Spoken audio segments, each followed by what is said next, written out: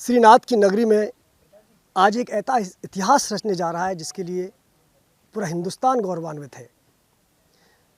श्रीनाथ जी की नगरी में नटराज का ऐसा स्वरूप जो दुनिया में सबसे ऊंचा है, अनोखा है, अद्वितीय है, कई मायनों में खास है और दुनिया में भगवान शिव की सबसे ऊंची प्रतिमा होने का मान, सम्मान और गौरव प्राप्त हुआ है श्रीनाथ जी की धरती नाथ द्वारा को।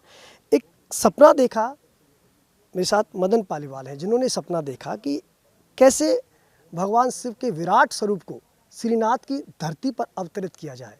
और आज मेरे साथ मदन पालीवाल है और ठीक जो पीछे आप प्रतिमा देख रहे हैं ये वही विराट स्वरूप है भगवान शिव का, जिसके लिए आज पूरी दुनिया साक्षी बन रही है। हिंदुस्तान एक नया इतिहास रचने जा रहा है। यह आध्यात्मिक धरती, ये संतों की धरती, या भक्ति और शक्ति की लगातार धारा बहती रहती है, उसमें एक नया अध्याय जुड़ गया है। मदन पालीवाल जी, सबसे पहले तो आपको बहुत बहुत धन्यवाद। आपने हिंदुस्तान के लिए एक नायाब तोहफा दिया है, एक विचार, एक सपना आपने देखा और 10 साल उसको मूर्त रूप होने में लग गए। जी जी जी, इसकी मुझे बहुत खुशी है, प्रसन्नता भी है। मैं भी चाहता तो कहीं अमेरिका या ब्रिटेन में जाके बच सकता था। मैंने कहा यहीं अमेरिका ब्रिटेन क्यों ना बसा दिया जाए, तो उसका एक प्रयास है और वो बिना किसी सुपर पावर के वो संभव नहीं है। तो ऐसा प्रयास करेंगे कि इस नाथद्वारा नगरी को मैनहट्टन की उस लेवल पे लाया जाए। मदन जी, आप एक बात कह रहे थे कि ये प्रतिमा कई मायनों में अद्भुत है, अनोखी है। एक बार बताएंगे किन किन मायनों में अद्भुत है, कैसे अनोखी है? क्योंकि एक पानी की प्याऊ पर बैठने वाला वहाँ से उठ के परम की ओर जा सकता है, यही सबसे बड़ी इसकी बड़ी टैगलाइन समझ लो। पानी की प्याऊ से परम की यात्रा की तरफ जो व्यक्ति गति कर सकता है, तो कोई भी व्यक्ति कर सकता है। यहाँ किसी को ये एक बहुत बड़ा मैसेज है कि छोटे से छोटा व्यक्ति जिसके पास भले हैंड टू माउथ हो, जैसे मैं था, किराए के मकान पे रहना, पढ़ने की फीस नहीं होना, पानी की प्याऊ पे बैठ के गुजारा करना, इतना सब कुछ करने के बाद भी यदि व्यक्ति में काम करने की हिम्मत है, जील है और हर ठोकर से सीखना चाहिए और सीख के उसको अपना कद बढ़ा सकता है। इसलिए एक उदाहरण आपके सामने है।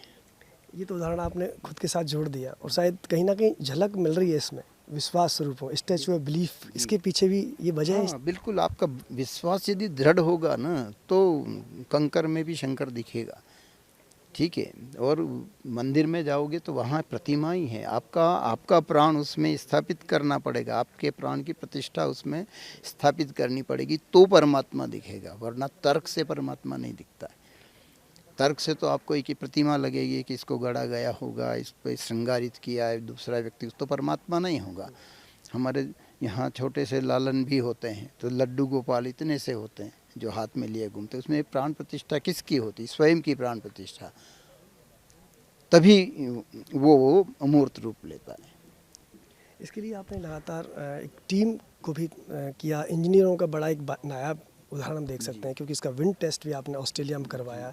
और चूंकि इतनी विशाल प्रतिमा है, इतना हवा का तेज वेग रहेगा, आंधी तूफान भी आएगी, उस पूरे सभी तथ्यों को ध्यान में रखते हुए किस तरह की आपने तैयारी की, किस तरह की इंजीनियरिंग काम? इसके लिए क्या है कि हमारे पास एक माथुराम आर्ट्स करके नरेश कुमावत जी हैं, उन्होंने इसको सारा मूर्त रूप दिया। परिकल्पना हमारी थी, मगर भूमि पे उतारने के लिए विश्वकर्मा कौन, तो उस नरेश जी कुमावत ने इसको इस रूप में उकेरा है, तो इसी टेक्निकल नॉलेज सारा उनको है। आपने लेकिन एक खास बात और है पालीवाल जी, आपने ये तो अद्भुत बनाया है। नंदी भी हमने देखा जब हम कवरेज कर रहे थे उससे पहले मंदिर का, तो नंदी की प्रतिमा जनरली देखने में बैठी हुई मिलती है, लेकिन नृत्य में है, हंसमुख है और देख रही हैं। हाँ, क्योंकि शिव मस्ती में बैठे हैं। ये मुद्रा हिंदुस्तान में पहली शिव की मुद्रा है। ऐसी मुद्रा कोई कॉपी नहीं है किसी का, कोई प्रेरित मुद्रा है। और उसमें नंदी को भी देख के इतना वंडर हुआ कि वो भी नाचने लग गया। उसका भी आप कहीं खड़े नंदी हों पता नहीं, मगर ये इसका मुझे पता नहीं, मगर ये पता जरूर है कि इस मुद्रा का शिव कहीं विश्व में नहीं है। और इस मुद्रा को देख के नंदी स्वयं नृत्य करने लग गया है। पालीवाल, एक चर्चा और हम सुन रहे हैं जनमानस में, क्योंकि हम श्रीनाथ जी की नगरी पर हैं। जो हमारी मान्यता है, हमारे पुराण कहते हैं कि भगवान श्री कृष्ण की लीलाओं का साक्षी बनने साक्षात नटराज आए थे, तो कहते हैं उस वक्त भी इसी अल्हड़ मुद्रा में उन्होंने देखा था। तो क्या उसका भी कहीं भाव था इसमें? हाँ, हमारी कृष्ण की नगरी है, श्रीनाथ जी का द्वार है, और प्रभु श्री राम और श्री कृष्ण बड़े शिव के इष्ट रहे हैं। राम की लीला भी, बाल लीला भी अयोध्या देखने जाते थे जब, क्योंकि ये तो युगों से चलता हुआ है। रामायण सतकोटि अपारा, कृष्ण लीलाएं भी कई हुई हैं। जब भगवान कृष्ण का जन्म हुआ तब भी नारी के रूप में गोपी बनकर ये ब्रज में चले गए थे। तो ये श्रीनाथ जी का बाल स्वरूप है यहाँ पे।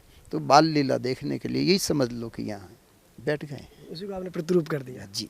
अच्छा, लास्ट सवाल आपसे रहेगा कि अध्यात्म के लिहाज से तो एक इतिहास रचाई है, लेकिन पर्यटन के लिहाज से भी मील का पत्थर साबित होने जा रही है। हाँ, ये तो विश्व का सबसे टॉलेस्ट, हमने तो सोचा ही नहीं। गूगल किया तो पता चला कि शिवा स्टैचू वर्ल्ड का ये सबसे ऊंची प्रतिमा है। तो गौरव की बात तो है ही। पर्यटन को बढ़ावा मिलेगा, स्थानीय रोजगार बढ़ेगा और बहुत कुछ इससे इस स्थान की विकास की योजनाओं को लाभ मिलेगा। थैंक यू, धन्यवाद। ये थे मदन पालीवाल कि ये प्रोजेक्ट केवल इस लिहाज से बड़ा नहीं है कि सबसे बड़ी प्रतिमा है, लेकिन ये पर्यटन के लिहाज से भी मील का पत्थर साबित होने जा रही है। वीडियो जर्नलिस्ट राजू चौधरी के साथ लाल सिंह फौजदार, न्यूज़ नेशन, नाथद्वारा।